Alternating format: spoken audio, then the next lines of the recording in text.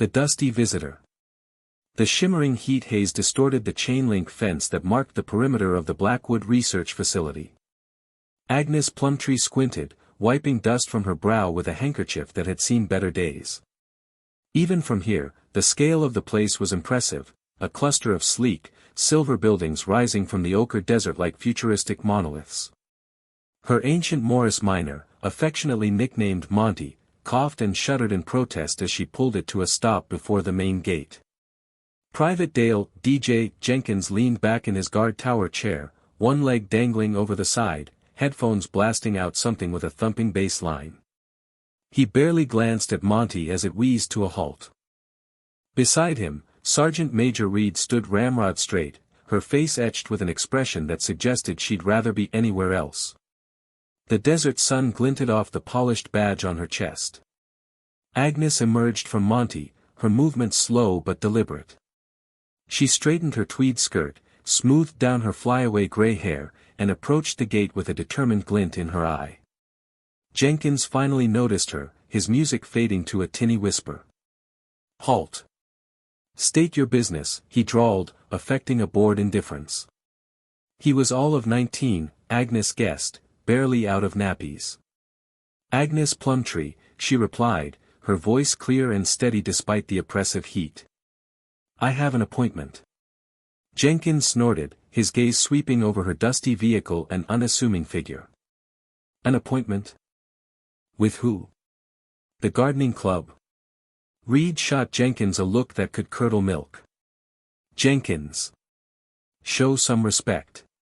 She stepped forward, her eyes narrowed. "Name and purpose of visit, ma'am."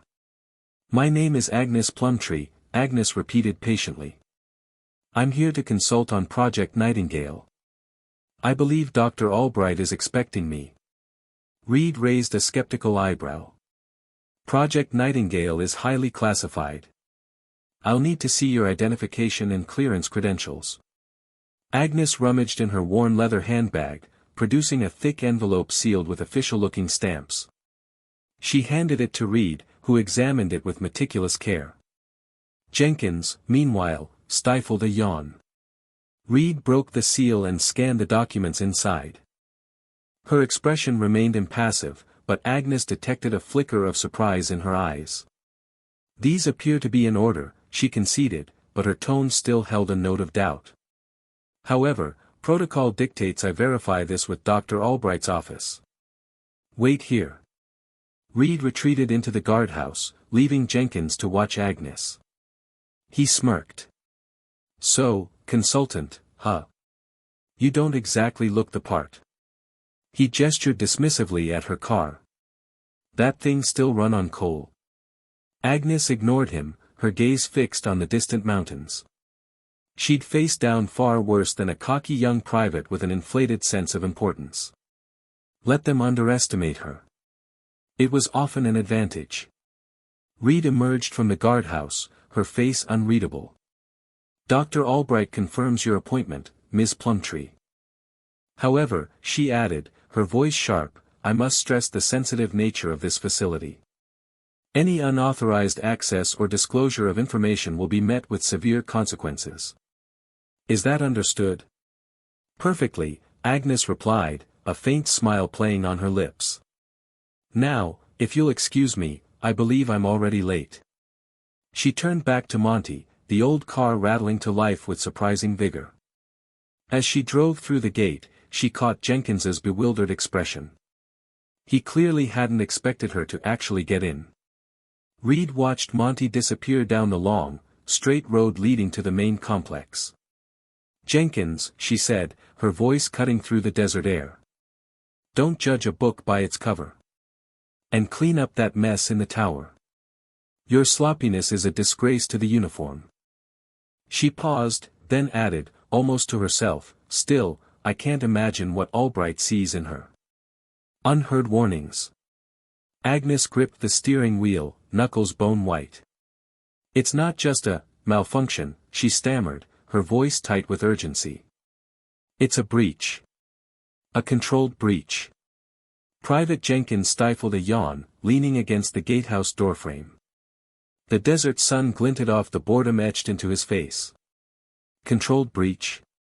Lady, you're talking like this is some sci-fi movie. We run security protocols tighter than Fort Knox out here. He chuckled, a dry, humorless sound.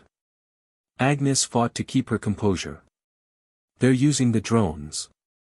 Reprogramming them. They can bypass your systems. The words tumbled out, a desperate plea against his dismissive gaze. Jenkins pushed off the doorframe, finally offering her a sliver of attention. Drones, huh? You think you can reprogram military-grade drones with what is that, a gardening club newsletter? He gestured dismissively at the Blackwood bugle protruding from her overflowing bag. A shadow fell across them. Sergeant Major Reed, ramrod straight and radiating an aura of quiet authority, emerged from the gatehouse. Her boots crunched on the gravel as she approached. The air crackled with a sudden, palpable tension. Jenkins, she barked, her voice low and resonant. What's the hold-up? Jenkins snapped to attention. Ma'am, this civilian is claiming there's a security breach involving our drones. He couldn't quite suppress the smirk playing on his lips. Reed's gaze shifted to Agnes, piercing and assessing. Her eyes, the color of flint, held no amusement. And you are?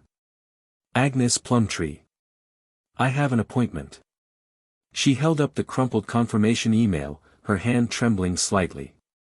Reed took the printout, scanned it quickly, then handed it back. Ms. Plumtree, your appointment is for tomorrow at 1400 hours. You are a day early. But, the drones, Agnes began, her voice rising in desperation. The desert wind whipped around them, carrying the scent of sage and dust, seeming to mock her frantic warnings. Reed's expression hardened. Ms. Plumtree, I appreciate your concern. However, I assure you, Blackwood research is perfectly secure. Now, I'm going to need you to turn your vehicle around and leave the premises. Attempting to enter the facility without authorization is a federal offense. Do I make myself clear? The steel in her voice left no room for argument. Agnes felt a wave of despair wash over her. They weren't listening. They wouldn't listen. But you don't understand, Reed cut her off, her voice a low, dangerous rumble. I understand that you are trespassing. Jenkins, escort Ms. Plumtree off the property. Immediately. The hummingbird takes flight. Agnes Plumtree felt the sting of dismissal sharper than any nettle. Sergeant Major Reed, a woman carved from granite and starched denim, had barely spared her a glance before declaring her concerns unsubstantiated and waving her away. Dale, D.J. Jenkins, the guard, smirked as he returned to his post, the barrier lowering with an almost theatrical finality. Humiliation burned, but underneath it, a steely resolve hardened. They wouldn't listen. Fine. She had another card to play, one she'd been hesitant to use, but now deemed necessary. Turning her back to the gate, Agnes shuffled further down the dusty road, her shoulders slumped to feign defeat. When she was far enough away that Jenkins would have to crane his neck to see, she stopped. From within her battered satchel, she retrieved the hummingbird. It looked like a child's discarded toy. Faded paint chipped from its plastic body, its once vibrant wings were now dull and warped. Agnes had deliberately aged it, its true nature was classified far beyond Jenkins' pay grade, or Reed's for that matter. A marvel of miniaturization and stealth technology, it was her last resort. With trembling fingers, Agnes pressed a sequence of buttons concealed beneath a loose panel on its belly. A low hum, almost imperceptible, vibrated through her palm. She tossed the hummingbird gently into the air. Jenkins, still leaning against the guardhouse, stifled a laugh. Look at the old lady flyin' her toy, he drawled, loud enough for Reed, now emerging from the main building, to hear. The laughter died in his throat. The hummingbird, instead of plummeting to the ground, stabilized, its wings whirring with increasing speed. It hovered, a blur of iridescent green and blue, then shot upwards with surprising velocity. Reed stopped dead, her face an unreadable mask. Her eyes, usually sharp and focused, widened slightly. The hummingbird climbed higher, easily clearing the perimeter fence, its movements far too precise, far too controlled for a simple child's toy. "What in the hell?" Jenkins stammered, reaching for his sidearm. "Stand down, Jenkins." Reed snapped, her voice cutting through the air. "Observe." The hummingbird, now a tiny speck against the azure sky, began its reconnaissance. It swept silently over the base, its advanced sensors mapping the layout, identifying personnel, and, most importantly, pinpointing the location of the compromised server Agnes had tried to warn them about.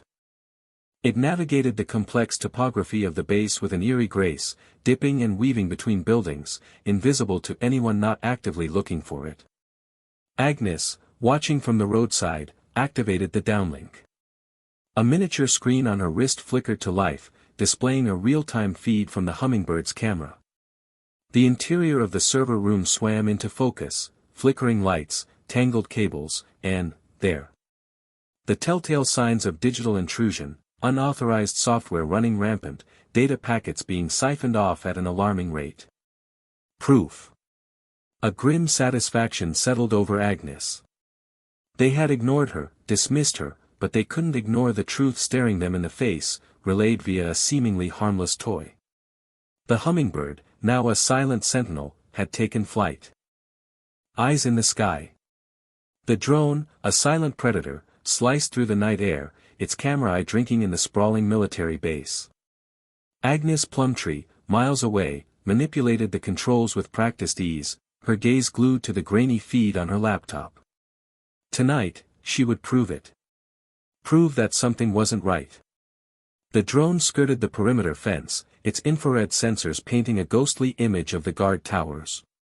Agnes navigated it towards the restricted zone, the airbase hummed with a low thrum. She had to be quick, precise. A stray gust of wind threatened to throw it off course, but she compensated, her fingers dancing over the controls.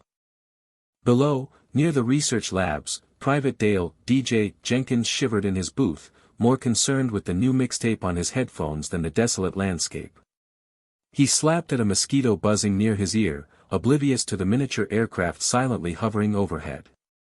Suddenly, a piercing alarm shattered the night. Red lights flashed, bathing the base in an ominous glow. Jenkins ripped off his headphones, his heart hammering against his ribs. "Intruder alert! Intruder alert!" blared over the loudspeaker. Sergeant Major Evelyn Reed materialized seemingly from nowhere, her face a mask of grim determination. "Jenkins! What the hell is going on?" she barked, her voice cutting through the chaos. I don't know, Sergeant Major. Just heard the alarm," he stammered, scrambling to his feet. Reed scanned the sky, her eyes narrowed. "There. Drone activity. Take it down." Agnes watched in horror as the drone became the target of concentrated fire. She wrestled with the controls, trying to evade the searchlights and the sporadic bursts of gunfire. She had to get the footage.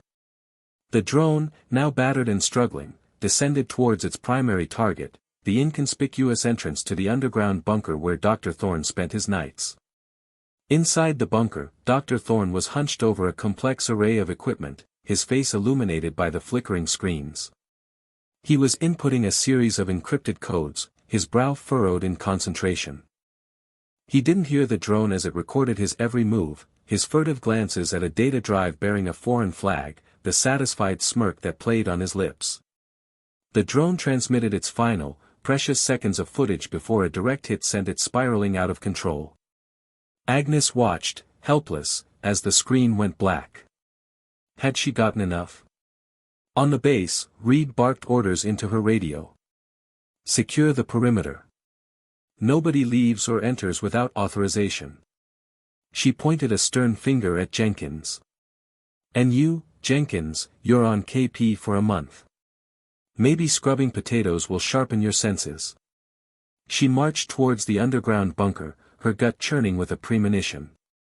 Something was terribly wrong. She could feel it in the air, thick and heavy like an impending storm. The eyes in the sky had seen something, and Sergeant Major Reed intended to find out what it was. Signal intercepted. The flickering monitor cast an eerie glow on General Petrov's face, illuminating the deep lines etched by years of command. Beside him, Colonel Davies leaned forward, his brow furrowed in concentration. The drone feed, intercepted only moments ago, showed a perspective neither of them recognized, a low-angle view of the base, the camera sweeping across familiar buildings before plunging downwards, as if descending into the earth itself. "What in God's name is this?" Petrov growled, his voice a low rumble. The feed stabilized, revealing a reinforced hatch, partially obscured by foliage. Numbers, scrawled hastily with what looked like chalk, adorned its rusted surface. Davies recognized the sequence instantly. Coordinates, General. Subterranean access point. Unregistered. Then, the hatch hissed open. The drone, controlled by some unseen hand, slipped inside. What followed was a descent into a concrete labyrinth, the air thick with the hum of machinery and the cloying scent of stale ozone. Both officers watched, transfixed, as the drone navigated corridors lined with unmarked doors. Finally, it reached a vast chamber. And there, bathed in the cold light of fluorescent tubes, stood Dr. Marcus Thorne. He was speaking into a secure comms unit, his voice tight with suppressed excitement. "The package is secured. Transfer protocols are initiated. Awaiting confirmation." He paused, listening intently. A cruel smile stretched across his lips. "Excellent. Payment received. Expect delivery within the hour." Petrov surged to his feet, knocking his chair backwards with a crash. "That son of a bitch. He's selling them out." Davies, usually a picture of composure, was visibly shaken. "Them, sir? What package is he talking about?" The drone feed answered the question. It panned across the chamber, revealing rows of cryogenic pods. Inside, suspended in shimmering liquid, were things. Grotesque parodies of human forms, their skin a sickly gray, limbs elongated and distorted. "Biological weapons," Petrov spat, his face contorted with fury. "Thorne's been developing illegal bioweapons under our noses, and he's selling them to whoever's paying him." Davies swallowed hard. The implications were staggering. "General, we need to move now. He's compromised national security. He's committed treason." Petrov slammed his fist on the desk. "Get me Security Team Gamma. Seal off Sector 7. I want that bunker locked down, and I want Thorne in custody. Now. And find out who the hell is controlling that drone. They just saved this country." The general's eyes burned with a cold fire. "Find them, and bring them to me. Inside the walls." Inside the walls, the air tasted of stale coffee and disinfectant. Agnes Plumtree, escorted by Jenkins and Reed, barely registered the change from the crisp night air. Her focus remained laser-sharp. The fluorescent lights of the interrogation room hummed, an irritating counterpoint to her inner calm. Jenkins, fidgeting, pulled out a chair. "Sit." It wasn't a request. Agnes sat, her gaze sweeping the room, the one-way mirror, the bolted-down table, the general air of suspicion clinging to everything. Reed stood behind Jenkins, arms crossed, a silent sentinel. "Name?" Jenkins barked, already tapping his pen against a notepad. "Agnes Plumtree." "Occupation?" "Retired." "Retired from what?" Reed's voice cut through the sterile atmosphere. It was low, gravelly, and carried the weight of authority. Agnes met her gaze unflinchingly. "Intelligence." The silence that followed was thick enough to choke on. Jenkins's pen stopped tapping. Reed's expression didn't change, but something flickered in her eyes, surprise, perhaps, quickly masked. "Intelligence?" Jenkins finally repeated, incredulous. You expect us to believe that? Believe what you will, Agnes said, her voice even. I served my country for 23 years. Field operative, analyst, you name it. Now, I'm simply a concerned citizen. Reed leaned forward, placing her hands on the table. Concerned enough to fly a drone over a restricted military installation. Concerned enough to disable our security systems. Concerned enough to ask questions that no one else seems willing to, Agnes countered. I've been monitoring unusual activity here for months. Increased transport schedules, late-night convoys, unexplained power surges. It all points to something significant. Significant like what, Ms. Plumtree? Reed pressed. Agnes hesitated for a fraction of a second. Like, biological research. Potentially unsanctioned. Potentially dangerous. Jenkins scoffed. That's ridiculous. We're a supply depot, plain and simple. Are you? Agnes challenged, her eyes fixed on Reed. Then why the Level 4 biohazard containment unit I observed being delivered last week? It was mislabeled, of course. A simple clerical error, I'm sure.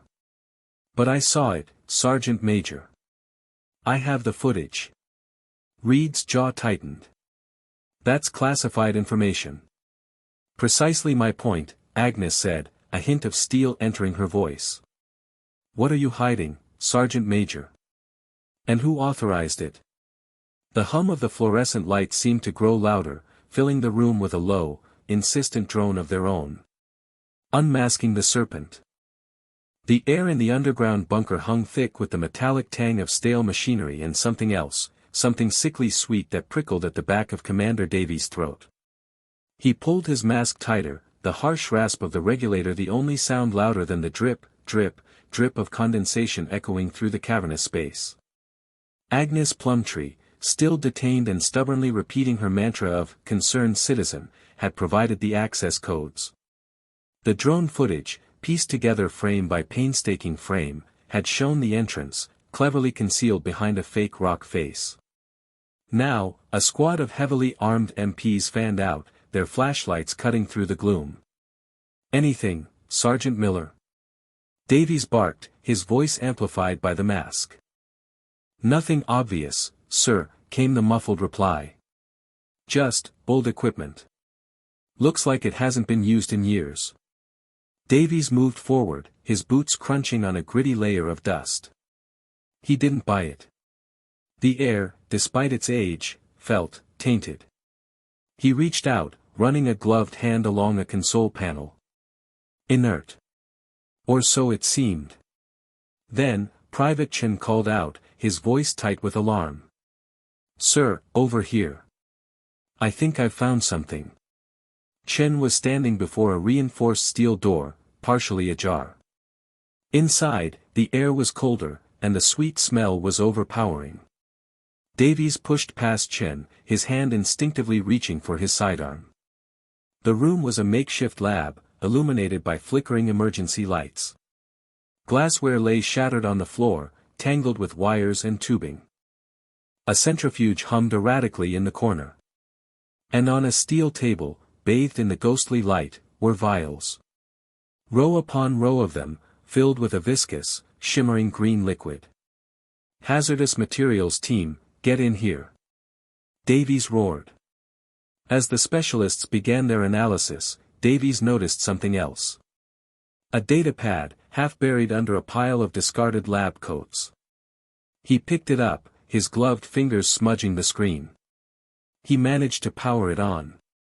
The screen flickered to life, displaying a single file. He tapped it. It was a video log. The image resolved, showing Dr. Marcus Thorne, his face gaunt and his eyes gleaming with manic energy.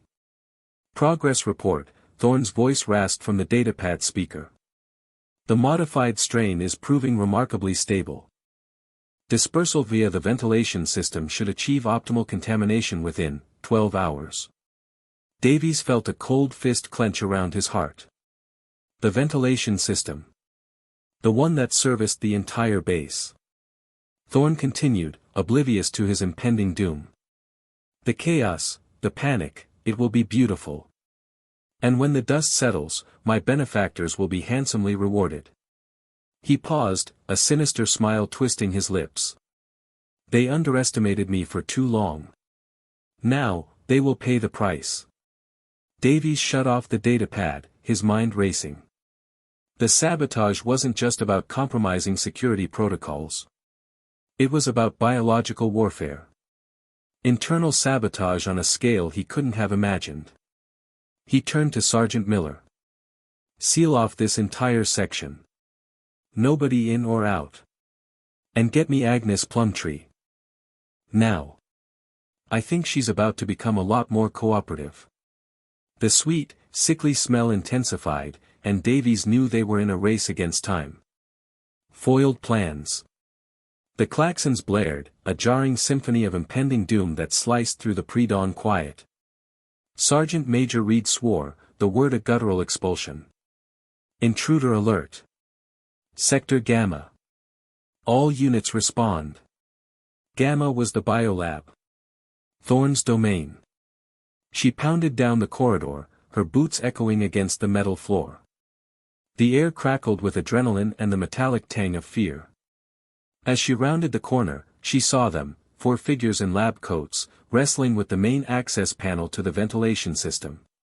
Dr. Thorne was among them, his face contorted in a mask of desperate fury. Freeze! Hands in the air! Reed roared, leveling her sidearm. 2 of the figures complied instantly, their faces pale and slick with sweat. Thorne hesitated, then snarled, "It's too late. You can't stop it now." He lunged for a small, metallic canister clutched in his hand. Before Reed could react, a stun grenade sailed through the air, detonating with a blinding flash and a deafening crack. When Reed's vision cleared, Thorne and his remaining accomplice were slumped on the floor, twitching. 2 MPs stood over them, their weapons drawn. "Secure the canister," Reed barked. "And get these traitors in custody." Back at the gate, Private Jenkins stared at the monitors, his face a study in dawning horror. Drone footage, time-stamped minutes earlier, showed Thorne's team planting explosive charges near the ventilation shafts, the same shafts targeted in the access panel struggle. Agnes Plumtree, the woman he dismissed so readily, had been right. Dead right. He felt a wave of nausea. The near miss. The potential devastation. His casual indifference could have cost countless lives. He scrubbed a hand across his face, the stubble scratching his skin. Inside the interrogation room, Agnes sat rigidly on a metal chair, her arms crossed. She hadn't said a word since they'd brought her in. Her eyes, however, were anything but silent. They burned with a fierce intensity, a mixture of fear and righteous anger. "Ms. Plumtree," a young lieutenant said, his voice carefully neutral. "We understand you have information regarding a potential threat to this facility." Agnes remained impassive. "Ms. Plumtree, people could have died," the lieutenant pressed, his tone hardening. "Do you understand the gravity of the situation?" Reed entered the room, her presence filling the space. She studied Agnes for a moment, her gaze unwavering. "She warned us," Reed said, her voice low and gravelly. Jenkins confirmed it. "Without her, we wouldn't have known until it was too late." She turned to Agnes. "Thank you." Agnes's shoulders relaxed slightly, but she still didn't speak. Reed sighed. "We still need to know how you knew, Ms. Plumtree. And who else might be involved." She paused. "We'll give you some time to think about it. But understand this base is now on lockdown. No one leaves until we get some answers. A hero's welcome." The interrogation room seemed to have shrunk, the fluorescent glare now more irritating than intimidating. Agnes straightened, the unforgiving plastic chair no longer a focus of her discomfort. Sergeant Major Reed, moments ago a formidable figure of disbelief, offered a tentative smile. "Miss Plumtree," she began, her tone softened, "the drone footage, it corroborates your account. The modified farm equipment, the nature of the payload, you were spot on. Relief surged through Agnes, almost buckling her knees. So, you believe me now? Believe you? You very likely prevented a catastrophe on this entire installation, Miss Plumtree. We are deeply indebted to you. Reed rose, gesturing towards the exit. Come. The commander wishes to express her personal gratitude. As they moved along the corridors, a different sort of buzz permeated the air. Heads swiveled, not with suspicion, but curiosity, even deference. A blush warmed Agnes's face as they entered a spacious conference hall. A long mahogany table dominated the space, ringed by solemn-faced officers. At its head sat a woman with piercing eyes and a severe haircut, the base commander. Miss Plumtree, the commander stated, her voice resonant with authority, your actions were remarkable. Your ingenuity and bravery averted disaster. This base, and every soul within it, owes you a debt beyond measure. It is our distinct honor to present you with this commendation. A young officer approached, affixing a finely crafted medal to Agnes's worn jacket. Camera flashes erupted, momentarily blinding her. A low murmur of appreciation resonated through the room. Overcome, Agnes simply nodded, words failing her. Later, as Agnes was escorted back toward the perimeter, she spotted him. Private Jenkins, ramrod straight near the guardhouse, his face a shade of crimson. As she neared, he stepped forward, eyes fixed on his boots. Miss Plumtree, he stammered, I owe you an apology. I was completely wrong. I judged you based on prejudice. Thank you. For everything you did. Agnes halted, a genuine smile touching her lips. It's all right, Private. We all stumble. The trick is to learn from it. She extended her hand. Water under the bridge? Jenkins looked up, remorse evident in his eyes. He clasped her hand firmly. Water under the bridge, Miss Plumtree. And thank you for being so understanding. As Agnes passed through the gate, leaving the installation behind, she felt as though a great weight had been lifted from her shoulders. The burden of being disregarded, of being invisible, had dissipated. She was no longer just Agnes Plumtree, the odd old woman living on the fringes of the base. She was Agnes Plumtree, the one who had saved them all. The twilight sky blazed with strokes of orange and violet, a vivid canvas reflecting the unexpected triumph of her day. The air carried the scent of moist soil and the coming rain, a refreshing contrast to the sterile air inside. For perhaps the first time in a long while, Agnes felt truly seen.